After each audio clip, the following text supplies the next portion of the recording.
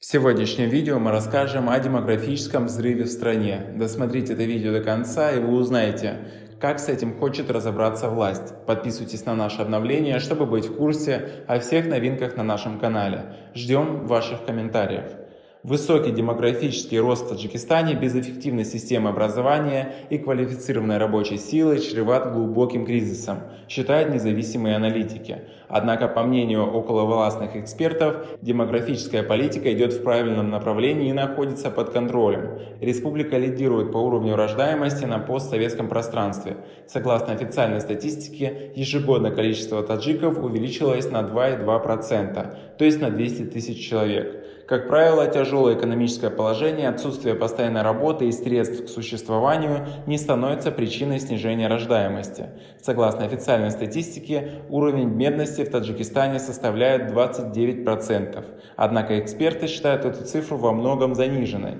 По данным обзора Всемирной продовольственной программы ООН за 2018 год, около 47% населения живут менее чем на $1 в день, а 17% менее чем на 85 центов в день. Эксперты выражают опасения, что в текущих условиях малограмотная, голодная и безработная молодежь все чаще выбирает радикализацию как новую идентичность супермусульманства, становясь самым жарким топливом для транснациональных вооруженных конфликтов и радикальных движений. Однако, по словам научного сотрудника Института экономики и демографии академика наук Таджикистана Акбара Субхонова, демографическая ситуация в Таджикистане является оптимальной. Согласно стратегии развития Таджикистана, до 2030 года население должно увеличиться до 11 миллионов человек. Правительство, исходя из этого, несмотря на сложности, пытается создавать новые рабочие места и контролировать ситуацию, говорит демограф.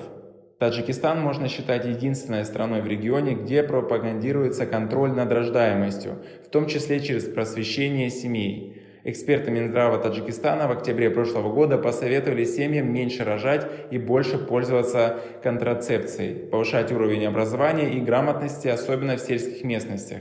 Среди экспертных кругов в республике есть и те, кто предлагает на законодательном уровне ограничить рождаемость по примеру Китая 70-х годов. Однако это противоречит концепции государственной демографической политики Таджикистана, которая запрещает насильственные методы управления демографическими процессами. Пишите свои мнения в комментариях, что вы думаете на этот счет.